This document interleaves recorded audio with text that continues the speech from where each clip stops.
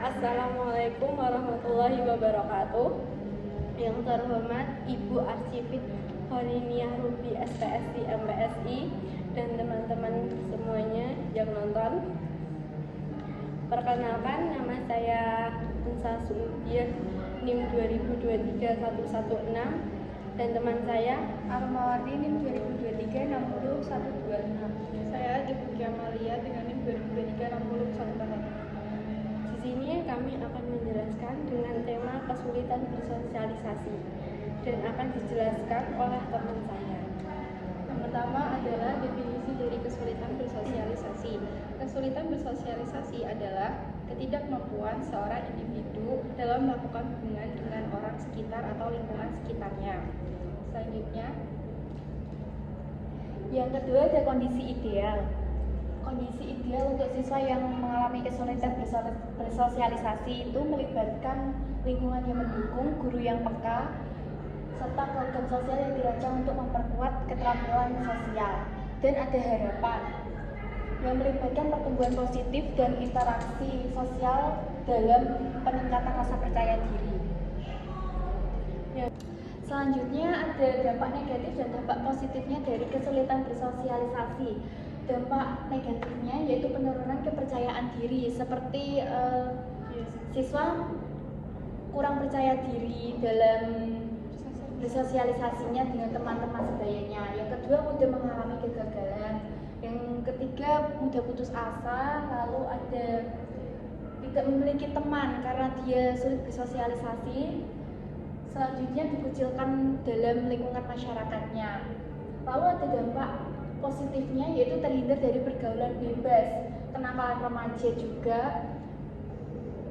dan siswa tersebut menjadi lebih mandiri karena terhindar dari pertemanan yang toksik dan hidup lebih tenang dan damai karena mereka tidak memiliki banyak teman yang itu banyak.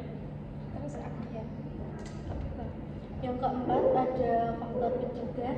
Faktor pencegah bisa ada beberapa. Yang pertama, bersosialisasi dengan lingkungan sekitar, keluarga atau saudara, menumbuhkan rasa percaya diri, dia lebih percaya diri aja.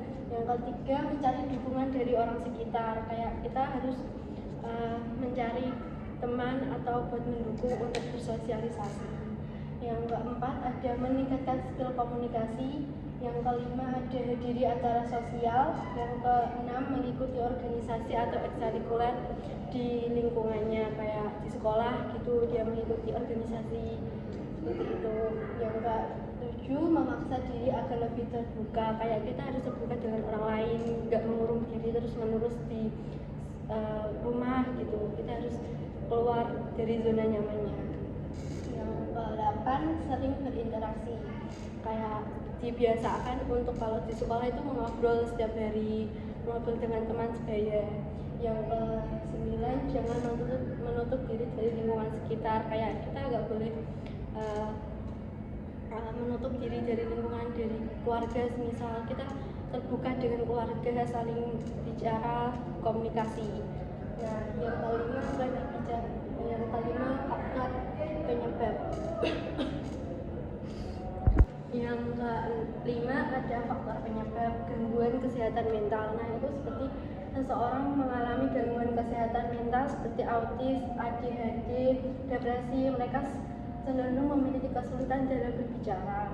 Nah, yang kedua kurangnya keterampilan sosial. Nah, itu tidak mampu untuk membaca ekspresi wajah, mengartikan bahasa tubuh atau berkomunikasi secara efektif.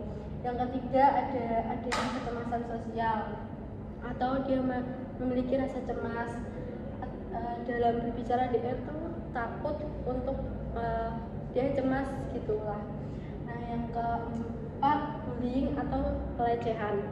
Nah, pengalaman bullying atau pelecehan dapat mempengaruhi kepercayaan diri yang menyebabkan siswa mengalami kesulitan bersosialisasi.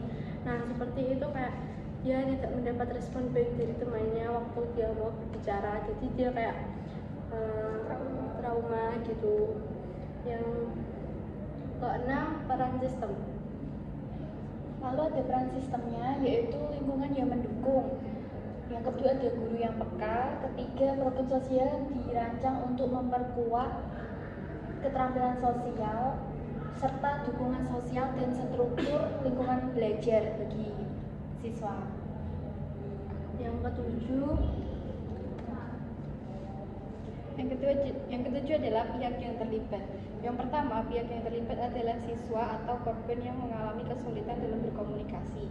Pihak kedua yang terlibat adalah orang tua, karena orang tua adalah keluarga yang paling terdekat dengan siswa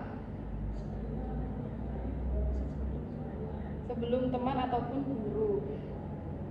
Dan orang tua paling berperan dalam kehidupan anaknya atau siswa yang mengalami kesulitan bersosialisasi. Yang ketiga, pihak yang terlibat adalah sekolah. Seharusnya sekolah lebih memperhatikan atau lebih peduli terhadap siswa-siswanya yang memiliki kesulitan dalam bersosialisasi. Harusnya sekolah bisa memberi contoh atau memberikan sosialisasi tentang pentingnya berkomunikasi. Pihak keempat yang terlibat adalah guru. Guru berperan penting di kelasnya. Seharusnya guru lebih peduli dan lebih perhatian terhadap siswa-siswanya, apalagi yang mengalami kesulitan dalam bersosialisasi. Pihak terakhir yang turut terlibat adalah teman sekelas. Teman dapat berperan dalam memotivasi atau mengajak berbicara atau ngobrol pada siswa yang mengalami kesulitan. Yang kedelapan, Solusi yang pertama adalah